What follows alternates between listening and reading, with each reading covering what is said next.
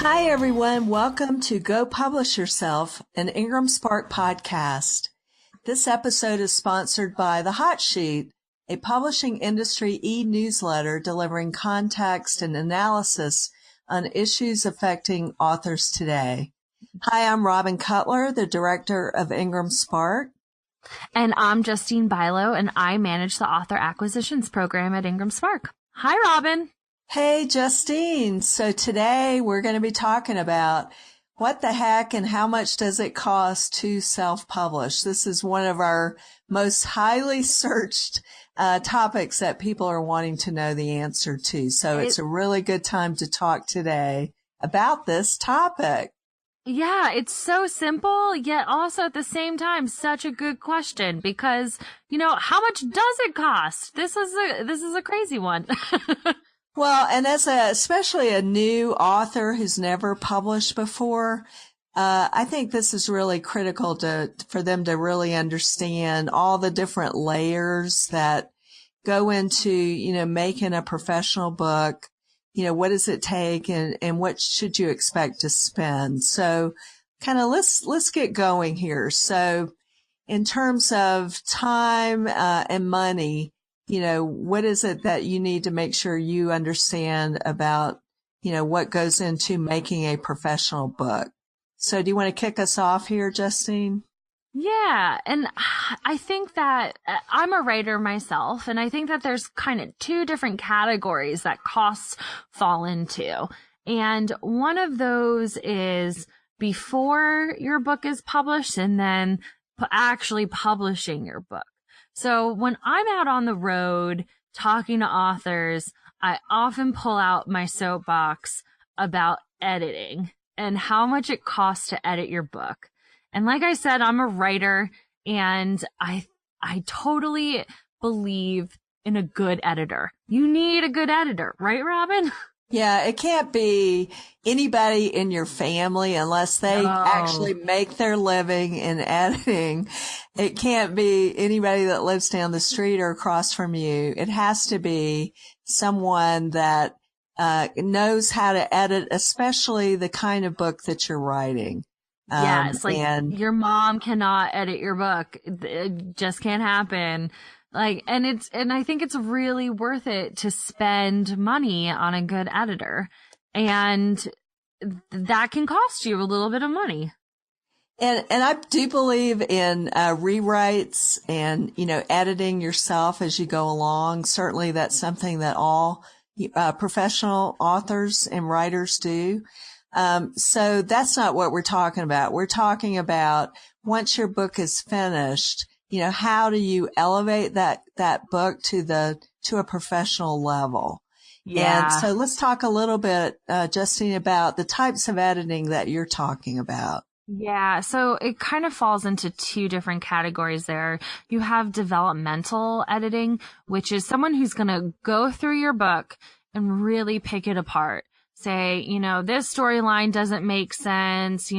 This character needs more development. I really think that the ending needs to be beefed up more. They're really going to go through it with a fine-tooth comb. And then you're going to have, your regular, copy editing, which is just, they're going to go through it and look for mistakes. And both are super important because let me just tell you, I have seen a ton of Amazon reviews where people notice every single little mistake in a book, and you do not want to be one of those people. It's worth the money. Yes, editing is not spell check, just FYI. It is a more in-depth, as Justine's talking about, a more in-depth, overview of the actual storytelling, I would say. And even if it's a nonfiction book, what's the thread that a reader, travels to get the key points that you're trying to make in your book. So where would someone go to find a really good editor for their book, Justine? And then talk a little bit about how much they would expect to pay for that. Yeah, so I usually send people to the Editorial Freelancers Association for this stuff. They tend to post listings for freelance editors on there, and they can match people up. It's a really great resource. There's even one for like the Christian authors out there that is really great. It's I believe it's the Christian Freelancers Network. So there are a few ones out there that you can connect with editors. Now on the Editorial Freelancers Association's website, they actually have a price sheet that is really quite accurate. You should go on the website and check it out so that you can see how much this is going to cost you. But I would say to all of our listeners that before you embark on a journey with an editor, that you should be ready to put in the work first and foremost. And secondly, that you should get the agreement in writing. How many edits you're going to do with your editor, what you're expecting of them, and then how much this is all going to cost you, so that you can expect everything up front. So that would be my my suggestions. But I've heard that this can cost people probably about $1,000 roughly, right, Robin? Yeah, I would say you should. Most editing will cost anywhere between, I would say 500. It depends on the size of the book. A lot of editors charge by the word. So, really large manuscript, is going to cost more. So that's one thing to think about, as you're editing yourself is, the longer your book is, the more it's going to cost you on the editing side. Yep. And developmental editing usually costs a little bit more money than copy editing. So also keep that in mind. Mm-hmm. And I also mentioned here, we also have a list of editing experts on the Ingram Spark site that you can go to, ingramspark.com/experts. And we have not only editors, but also a host of other professionals that can help you with your book. And these are companies and professionals that we've vetted ourselves. Yeah, they're really great.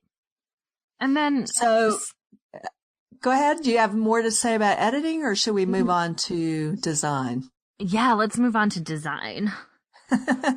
Because this is the other area, that I think particularly you should spend money on. And there's interior design of your book and also the cover design. And so let's talk a little bit about those differences, Justine, what you see there.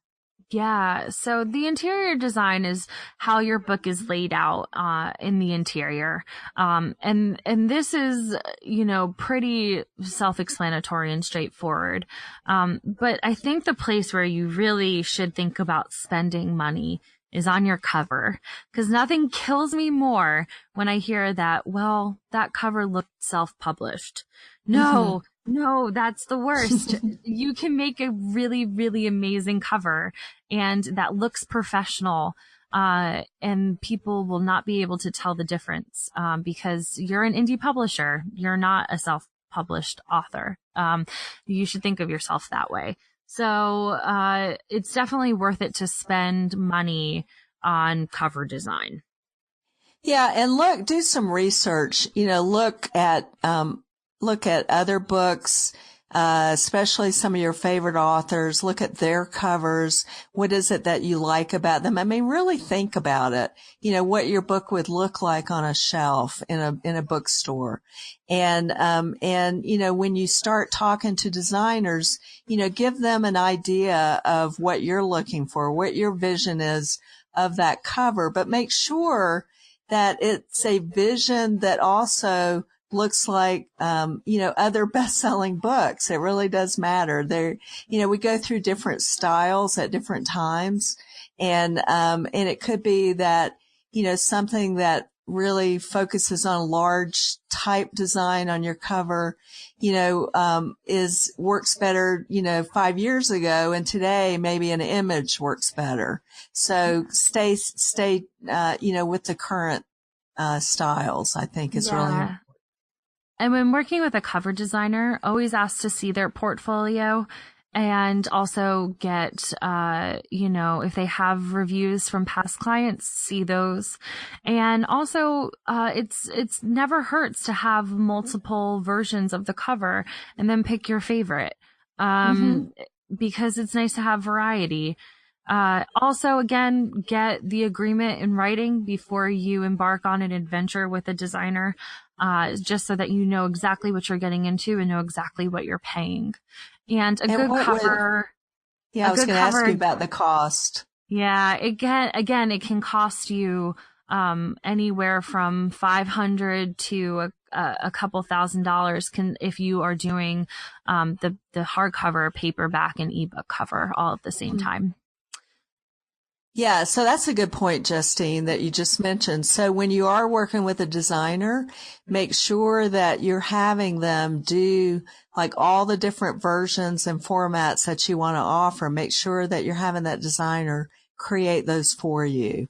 Yes. In Ingram Spark, we have a resource, a file, kind of creation document that you should make sure your designer has. It will give the designer all the details about, the specifications that they need on, how to create your cover to fit your actual book.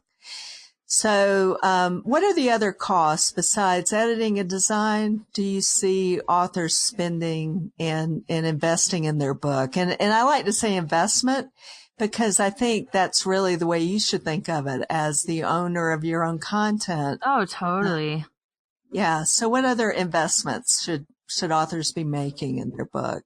Well, then after the book's created, there's the publishing phase, right? And so, there are two major costs I see with that. And that's, the actually setting the book up with Ingram Spark.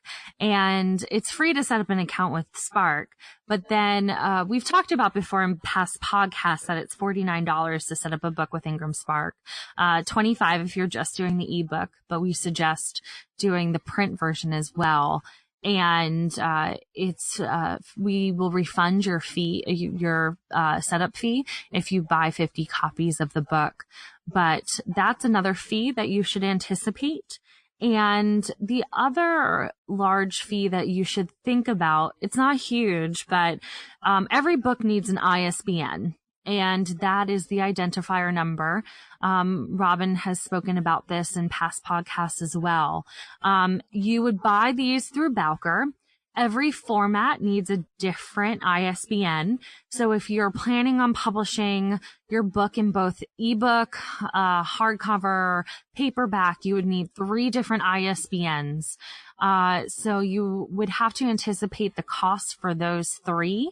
So, typically, I believe an ISBN is $125, right, Robin?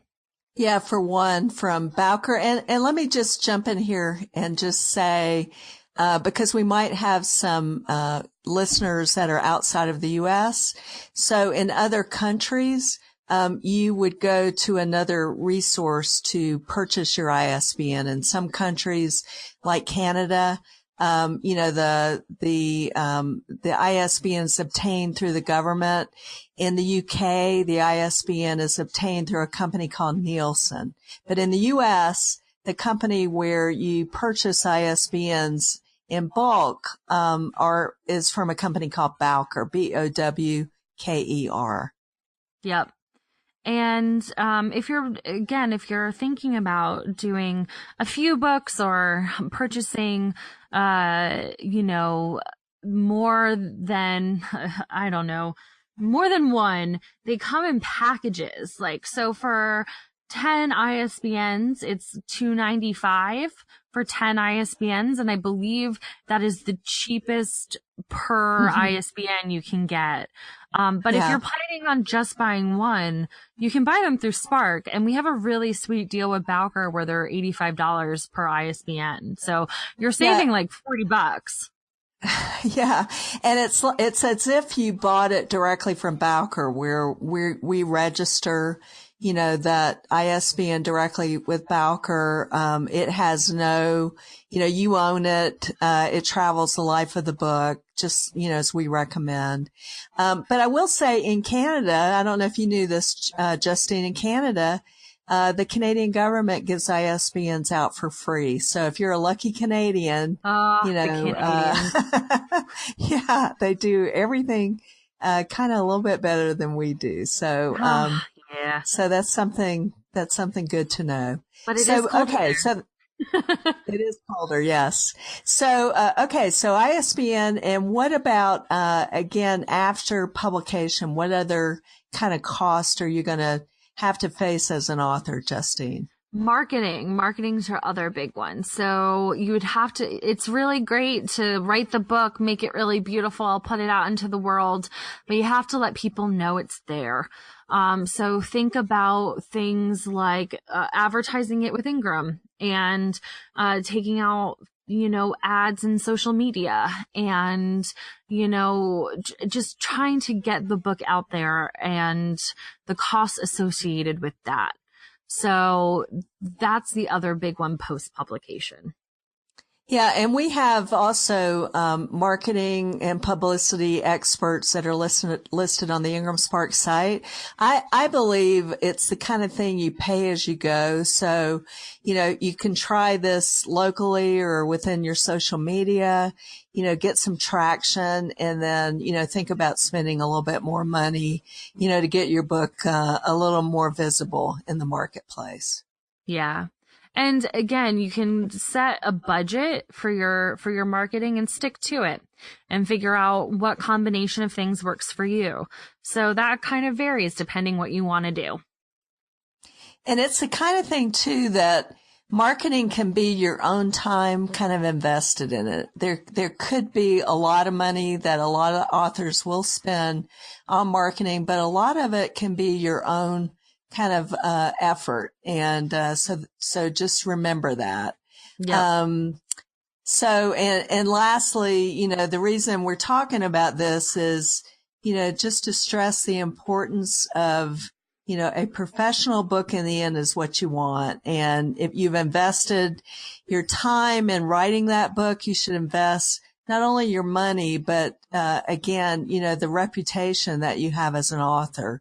By spending the money wisely. And we suggest editing and in cover design, and especially, as you start marketing your book, not to invest in the inventory of the book until, your book has really kind of caught on and you've started selling it. And that's what's great about Ingram Spark, is that you can, just kind of print and pay as you go. Exactly. And we'll write you a check as you sell them. Yes. So this is the end of this episode. And I thank you all for joining us today. Remember to check out our website, ingramspark.com, sign up for our fantastic blog. We do 3 blog posts a week and, covering all sorts of different topics that I think are the best in the industry. Next week, I hope that you stay tuned and sign on to follow our discussion on how you sell your book to bookstores. Yep, it's going to be a good discussion. And looking forward to talking to you next week, Robin. Thank you, Justine. Bye, everyone. Bye, everyone.